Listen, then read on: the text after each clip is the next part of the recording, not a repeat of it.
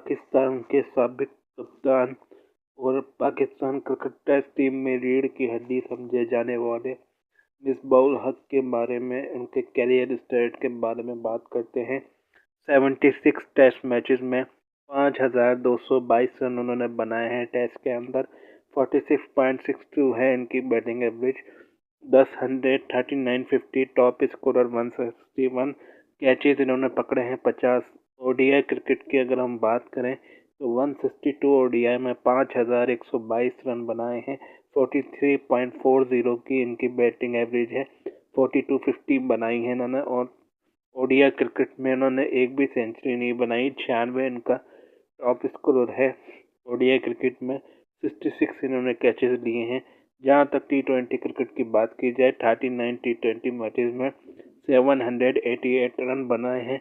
37.52 इनकी batting average है। 350 इन्होंने बनाई हैं। 87 इनका टॉप स्कोरर है।